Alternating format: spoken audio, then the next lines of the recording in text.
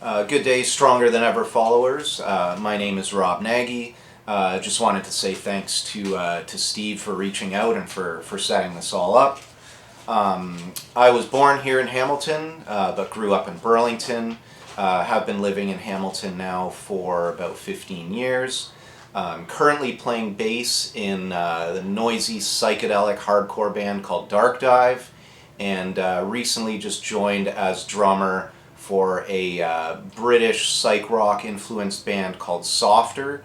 We're playing our debut show at the Casbah on Thursday, February the 1st.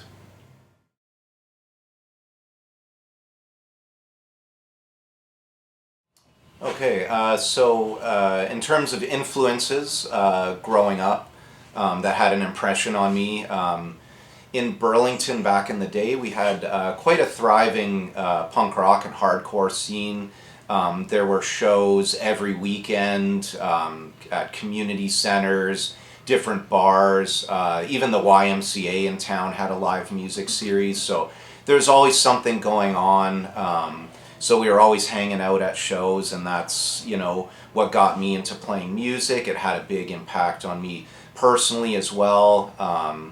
Was big into skateboarding culture too when I was a kid. I was never really good at it, but the punk rock and skateboarding thing kind of goes hand in hand. So yeah, that whole kind of culture just had a big influence as well. Later on in life, like music blogs and stuff like that as well kind of started to broaden my horizons a bit in terms of the type of music that I listen to. One band that really stands out to me back when I was probably 14 or 15, grabbed one of my first punk rock compilations from maybe Music World or Sunrise, one of those record stores, but it was Fat Music for Fat People, the Fat Records compilation. The first track on that, Anti-Manifesto by Propagandhi, which is a Canadian band, just kind of hit the mark. Like, that was the type of music that I like to listen to. I've followed those guys pretty much my whole life, and just not just the fact that they're Canadian and played music that I liked, but also their ethics, their political stance, and the way they portrayed their message through their music was more of an intelligent approach than a lot of other bands. Like, I don't know if that's the right way to put it, but the lyrics were very informed, and they put it forth in a way that even as a kid I could understand what they were getting at. And a lot of those are important issues, like pro-feminism, equality, there are a lot of things that they brought up that, to me as a kid, it's things you don't even think of, but these are important issues. So just to add this bit to my answer for question 2, just talking about Propagandhi and their lyrics, I can't help but reference the NoFX song Murder the Government. Both similar types of bands, but that song, they're basically just chanting murder the government the whole time, where Propagandhi would actually, dive in and address the issue and kind of explain, like, why do we want to murder the government, so they kind of would bring that forth rather than just kind of making this blanket statement that didn't really mean anything.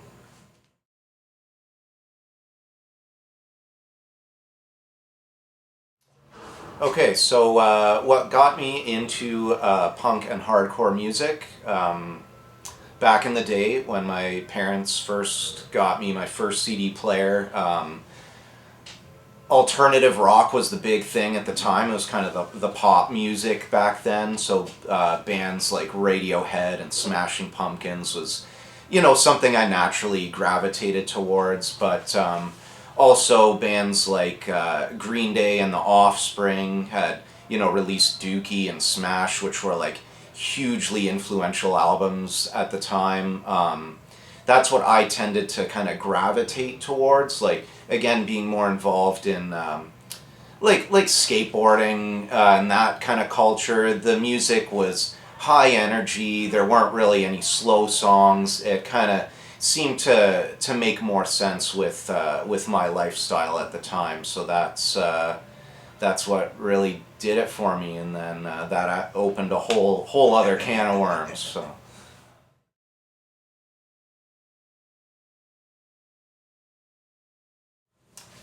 So the first concert that I went to was in July of 1996, and it was Meatloaf at the Molson Amphitheater. Not the biggest fan, but the show was great. Obviously very theatrical and over the top. I went with my dad. He's a big Meatloaf fan. His birthday's in August, so I can't remember if I had bought the tickets for him for his birthday, or if maybe I just agreed to go with him for his birthday. But anyways, that was my first like big concert experience, and the first punk hardcore show I went to was 2 years later at the Government in Toronto, which was a smaller club attached to the Warehouse, which became the Cool House, which is also no longer with us. But yeah, that was December of '98. That was The Offspring with Unwritten Law and Jersey. And that was more of a concert that I could get into. That was more my speed at the time.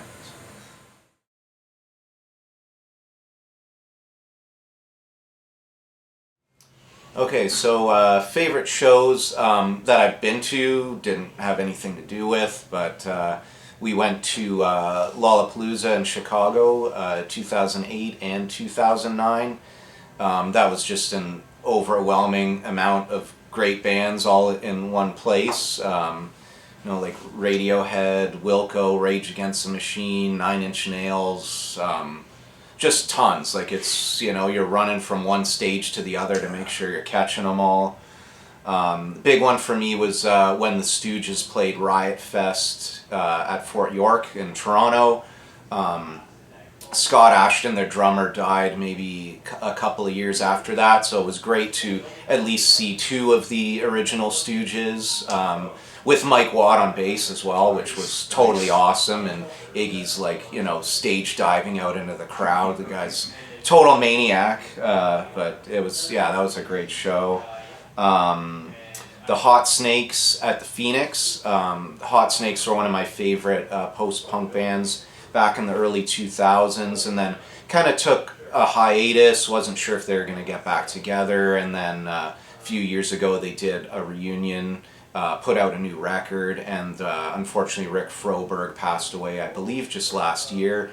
So I was really happy to be able to catch them while they were still playing. Going back to one of my favorite Canadian bands, Propagandhi, saw them at the Guelph Concert Theatre last summer. That was great. It was a big kind of reunion of folks involved in the 905 scene, so I saw a bunch of people I hadn't seen, for 15, 20 years, so that was pretty cool. Here in town, Godspeed You Black Emperor at the Tivoli, rest in peace. That was a big one for me too. I think I was 18 at that show, but that was totally awesome. More recently, I went on a road trip through the States to Washington to see the Flaming Lips perform Yoshimi Battles the Pink Robots in its entirety. When my wife and I first met, one of the first concerts we went to was the Flaming Lips, and that was their newest album at the time, so that was kind of a fun thing for us.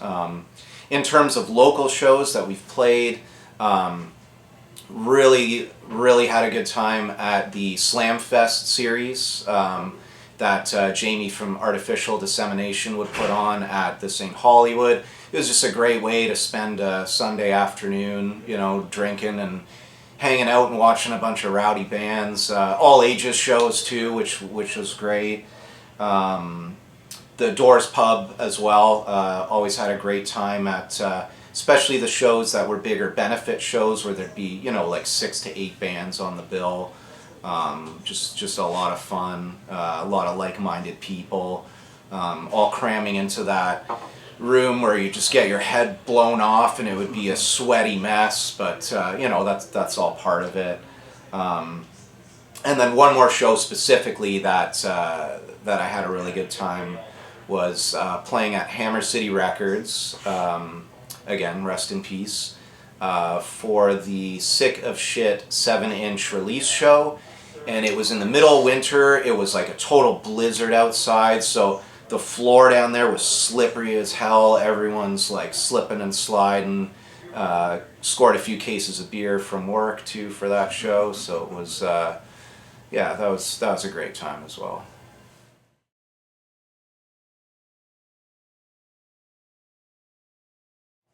Okay, craziest thing that happened to a show that I went to. Again, wasn't involved. We weren't playing. It's not really that crazy, but it had quite an impact on the scene at the time.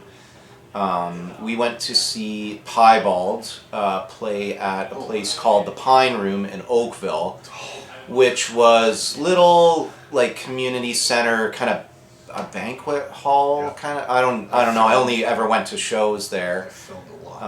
But yeah, classic.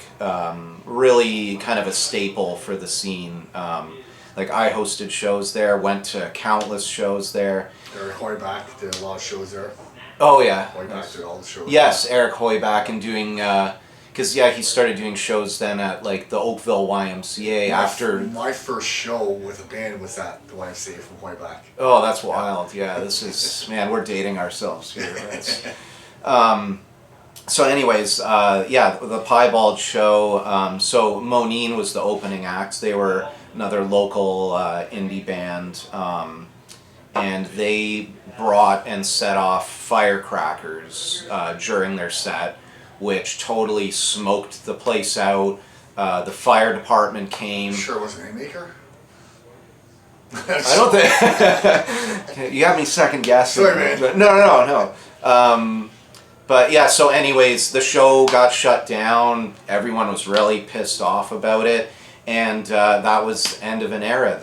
They didn't do any more shows at the Pine Room after that. So the scene lost a pretty iconic venue. And it was really a huge bummer. Like, nothing against Monine. But, you know, it was the end of an era at that point. And then, so... for shows that we've played, kind of like a bit of a defining moment for myself was one of my previous bands, The Doomed. We're a hardcore band based out of here in Hamilton. We were just starting out, so we were, trying to get shows wherever we could, and we had played a few times at the Lazy Flamingo, rest in peace, in Hess Village. It was kind of like an open mic, open jam kind of thing, but the band that hosted it would do a lot of punk rock covers. So we're like, okay, well, we can kind of, maybe make this work. And so we played our like 15 or 20 minute long set. And one of the folks in the audience was Doug Grizzell from the band Trunk, which is from Burlington. And again, they were, hugely influential on me when I was younger, going to see them play. And he loved our set, and he bought us a round of shots after the show. And for me, like, it's kind of an insignificant thing, but it was just interesting to see that, kind of come full circle there a little bit. So that was, that was a good moment for me. So.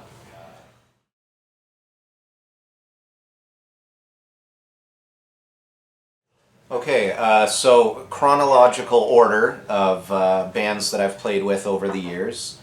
So the first two, back in high school and shortly after, Nothing to Lose was my first band.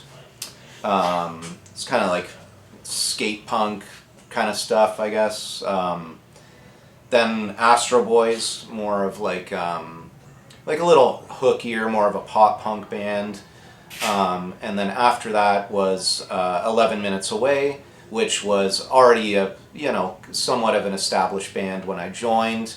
Went through a few iterations, started as a pop punk band, then got a little bit heavier, and then eventually ended up as like an indie rock band with some like psychedelic influence. we ended up signing with Deep Elm Records, based out of North Carolina, and did a few tours, one American tour, a few Canadian tours with those guys. So that was a big one. That one kept me occupied for a few years. That was playing bass in all of those bands. When 11 Minutes Away dissolved, I took up the drums and then started playing drums with a few bands. So first band was Gallery Filler, which we only played maybe a handful of shows, but it was more of like indie rock, art rock kind of stuff. And then I joined up with 40 Creek, which was more of a psychedelic rock band.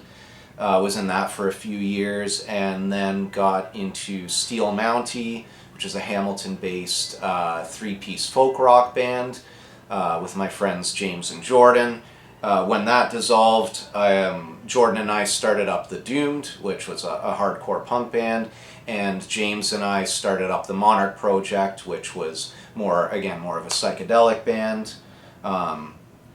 After that, joined up with some guys that had been playing together for like 15 years, called Just a Branch, and played a few shows with them until frontman moved up north during COVID, and so that was the end of that. And the drummer from that band, Mike, and Jordan from The Doomed, we got together and started Darkdive with our friend Storm. And most recently, just started up playing drums for the band Softer, which I had mentioned we're playing our first show in about a month at the Casbah.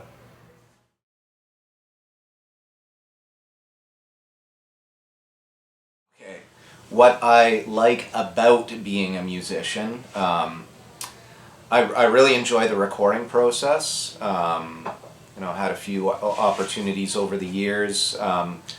Most recently, with The Doomed and with Darkdive, we've recorded with Matt and Sean at Boxcar Studio, just by Gage Park here in town. I gotta say, those guys are great, super easy to work with. If you play in a heavy band and are thinking about doing some recordings in town, like, definitely check those guys out. Just a really easygoing process. Like with both of those bands, we just did kind of a live off the floor type of recording to really kind of capture the live feel of the music, and without even really going into detail about how we want the end product to turn out, it just worked out. Like, those guys are really, they've got it honed in, they do a great job, they're easy to work with, so highly recommended. Always had a blast recording with those guys. I love playing shows too, and it doesn't even really matter what it is. Like, it's more for the audience's reaction. If you get someone after the show that comes up and just like, tells you had a great set, like, for me, that's what really matters. Like, you don't make any money doing this, so it's more just the acknowledgement of playing music and then having people enjoy it, and especially within the punk rock scene, playing in hardcore bands, to see that level of high energy at shows. Like, with other bands, it's like, obviously, there's people there enjoying the music, but just the reaction and the environment and the vibe that it creates at some of these shows is just like, it's unparalleled. Like, you don't get that kind of reaction with other types of music. So that's the enjoyment that I get out of it. And in terms of what I dislike about it, I'm sure you could tell from the list of bands that I recited earlier. Just maintaining relationships within the band dynamic can be quite difficult at times. It's like you're in a relationship with 3, 4, 5 other people that they all have their own thoughts and their own opinions and their own idea of where this is going to go. So a lot of times it's difficult to balance that, and to, especially if you're being like, a mediator and you're trying to like keep everyone happy, it can it can be pretty difficult, and sometimes it can blow up in your face. You never really know. So that's an ongoing challenge.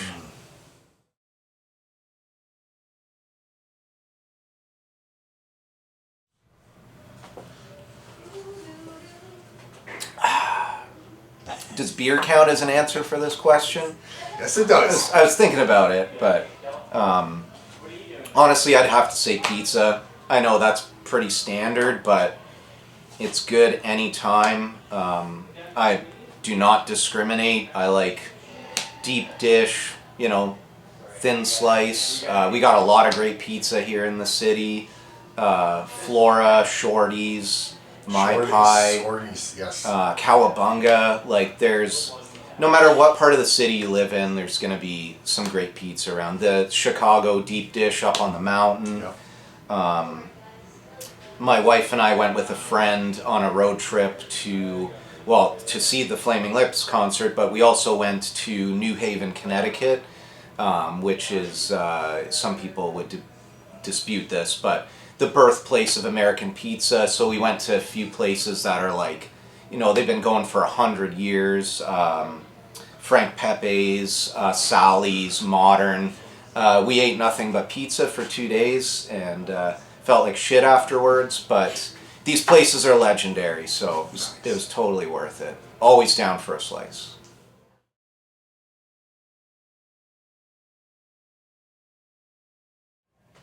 Okay, so useless talent.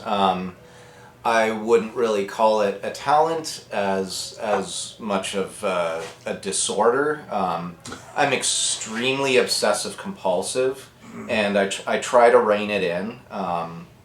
But sometimes it works to my benefit. A lot of jobs that I've had kind of praise the fact that I'm very well organized and clean, and like to keep things in a certain condition. It's Like OCD or? Yeah. So for instance, a few years back before I had my own car, I borrowed a friend's car, and it was a complete disaster, and I couldn't even drive it around until I completely cleaned it out, and I'm talking detailing, and she was quite thankful afterwards. But guys in my bands have always made fun of me too about the tour van. I just can't live in that type of filth. So they'd go off somewhere, and while they're away, I'd be there cleaning and organizing everything. Nice. Not just my stuff, but everyone's stuff, and I just couldn't live in those conditions. And my record collection is all I'm not doing autobiographical or anything, but it's everything's alphabetical. And by release date, like me. Yes. Oh, it has to be, right? Because when you're grabbing it quickly, you got to know where it is. So, anyways, that's something that has been kind of a hindrance and a blessing, I guess you could say. But I can't get away from it, so it's very much a part of my life. And thanks for watching, guys. Just wanted to say thanks again to Steve and Stronger Than Ever Videos for reaching out and putting this together. Steve's been great for the music scene here in Hamilton ever since I've been involved. First met him, standing at the back of the venue with his cameras up on a chair, filming the bands, just for the whole show. Everyone else is enjoying themselves, and this guy's hard at work. So it's it means a lot to be asked on to the show, and he's doing a great thing here. And I was very happy to hear that he's very obsessive compulsive about his record collection as well. So thanks again. Cheers, Steve. Cheers.